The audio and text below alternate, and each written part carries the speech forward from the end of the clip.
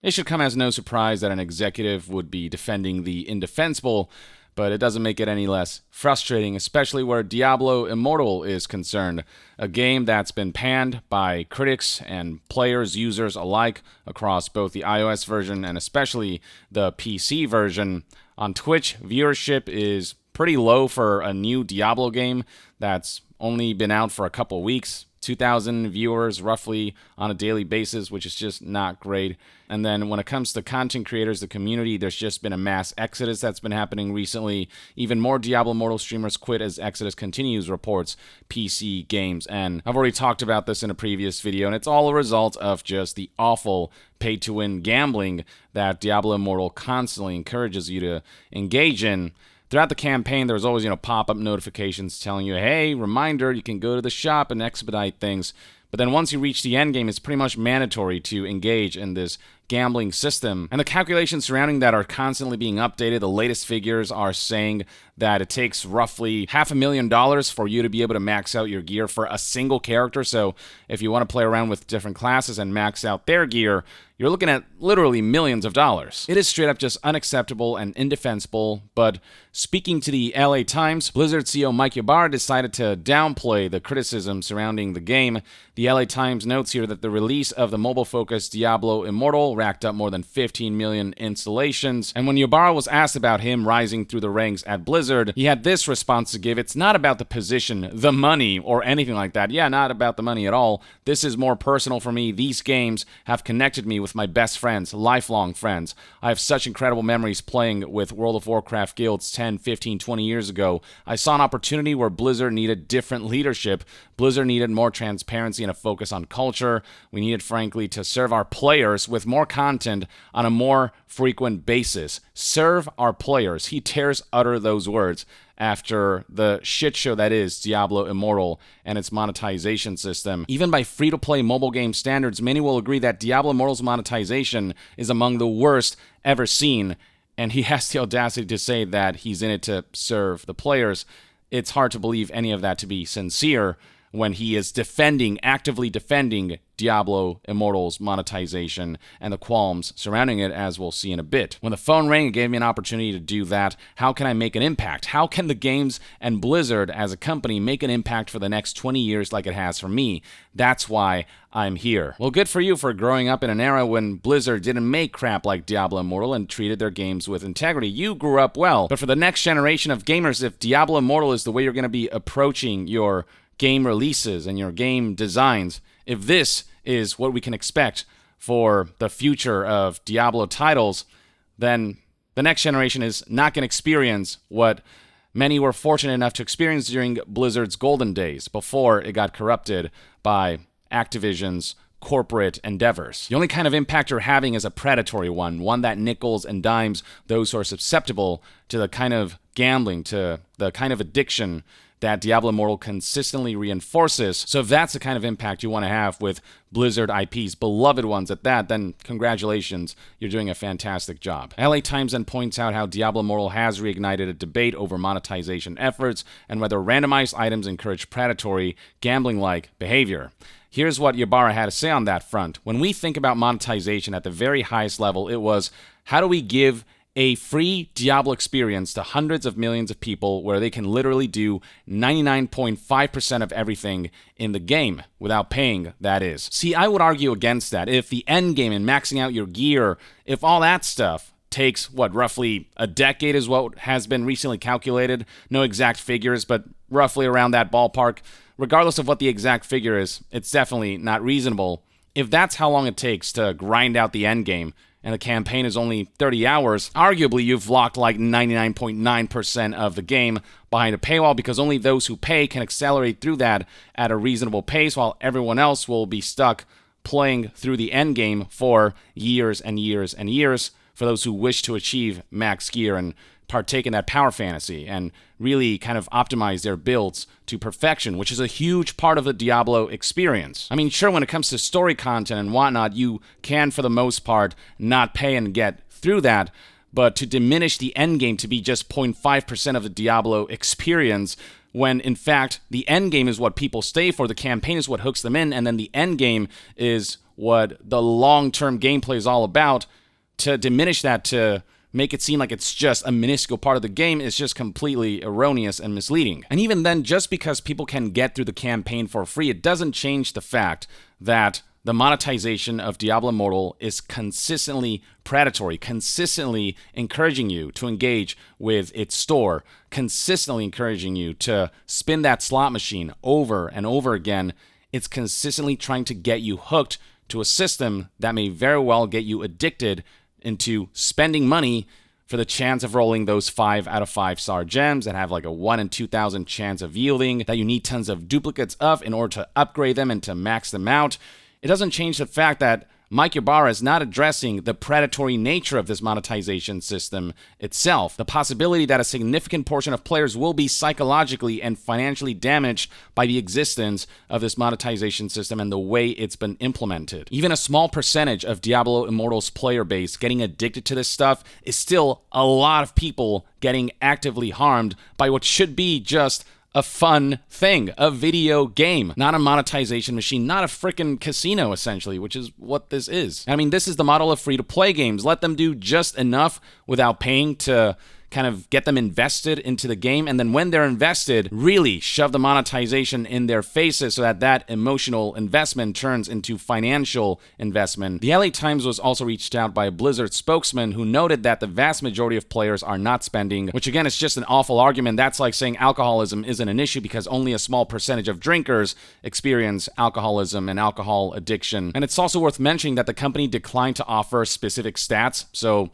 them spouting this means absolutely nothing. Why would you be afraid to share these stats if you don't have anything to hide? The LA Times also reported that Mike Ybarra says Blizzard is well aware of the gripes, but will defend the title by citing its high rating and 110,000 plus user reviews on Apple's App Store, implying the complaints are not reflective of the broader game-playing community. Ah yes, the feedback from hardcore Diablo fans, not as meaningful as the feedback from the paying players, the casual mobile players who love to partake in the free-to-play stuff.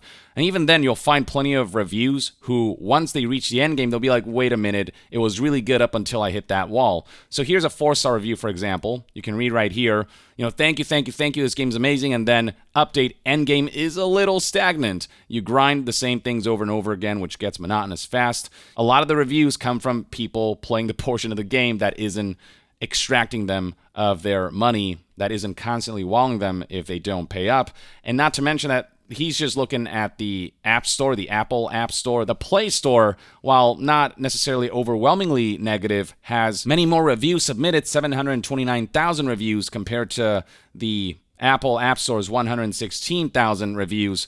It is significantly lower in its rating, 3.7 stars out of 5, which again isn't abysmal per se. It's not, Metacritic's 0.3 or 0.2, which is more of, this attempt for hardcore players to disrupt something about Diablo Immortal to make developers listen, but this is also still not the best score. We're not looking at 4.5 stars here. Mike Ybarra is just looking at the App Store and isolating that and saying, see, everyone loves it, when there are plenty of people, based on this 3.7 star rating, who have plenty of gripes about Diablo Immortal's endgame, which could have been so good had Blizzard approached the release and development of this game with some semblance of integrity. Ybarra then continues to defend Diablo Immortal's monetization system by insisting that the monetization comes in at the end game, which is not 100% true. Sure, you're completely paywalled pretty much once you hit the end game. At that point, not paying will mean spending years and years to achieve what paying players can do in a matter of hours.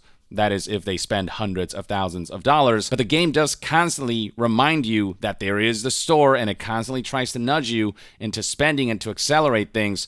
So the monetization doesn't necessarily just come in at the end. It's not like it unlocks at the end game. It's always there. It's always this shadow looming over the game that is constantly encouraging people, tempting people to just shell out a little bit of cash right now. And then in the end game is when they're like, yeah, if you don't shell out hundreds of thousands of dollars, good luck. Ybarra continues that the philosophy was always to lead with great gameplay and make sure that hundreds of millions of people can go through the whole campaign without any costs. From that point, I feel really good about it as an introduction to Diablo.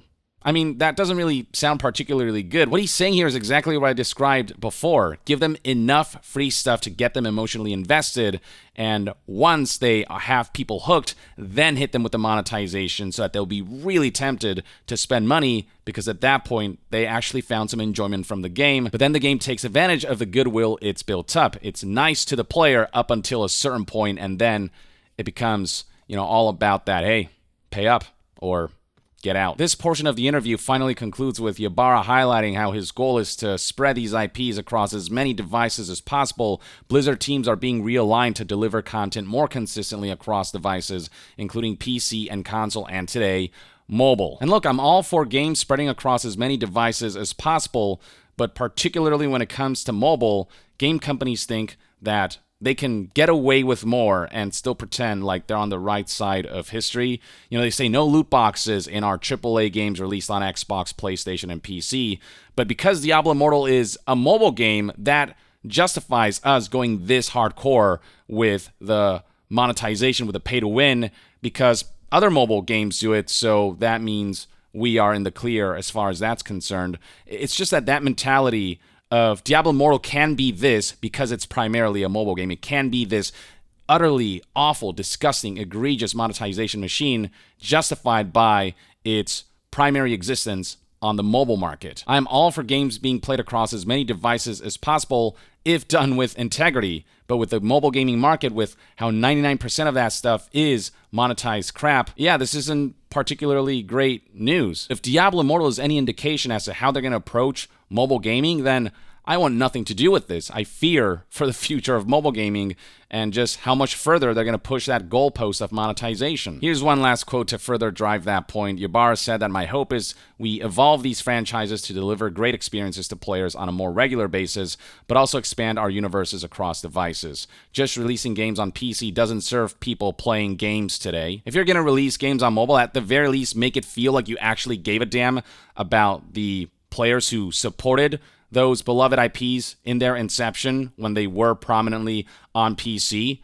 Seeing Diablo butchered like this with Immortal is painful. It's such a complete, we don't care about the hardcore fans who've been with us from the beginning. We care about exploiting new audiences who are unaware. We care more about luring in, tempting, and exploiting new audiences because that's where the money is. There is no way that Diablo Immortal can be perceived as anything less than a middle finger to all the people who grew up playing Diablo, because Diablo Immortal is not representative of the ideal Diablo experience. And it could have been, and on mobile at that, and Blizzard could have proven that mobile games don't all have to be garbage. All Blizzard has done is further reinforce the stigmas that I hope one day we can get rid of if mobile gaming one day gets good enough and, one day we get to see a lot more integrity in the mobile gaming landscape, but we're only just steering further and further away from where the moral compass should be pointing. Further indication of where Blizzard's priorities lie is in their latest content release. This is a blog post from July 6th, Diablo Immortal's first post-launch content update. Lo and behold, it introduces a new battle pass, but one that does not justify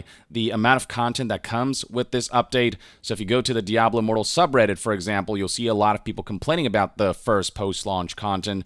Nothing here is even close to what I'd need to see to reinstall the game. Here's somebody down here complaining about how, God, it's bad. I'm speaking as someone who has a lot of experience with gacha and free-to-play mobile games and has dismissed a lot of the criticism of Diablo Immortal. The golden rule is you provide a new battle pass and it comes with new content. The paid battle pass, therefore, A, pays for the new content, and B, gives you stuff to grind your battle pass with. Additionally, all decent free-to-play gacha games have new content, whether it's new story missions or just a few resource grinds. They'll normally be a few months. This, Diablo Immortal, with the new battle pass, gives a single weekend of what sounds like a bare minimum event. No guaranteed rewards, nothing teased, just a weekend of a gather grind. The battle pass is prioritized over substantial content.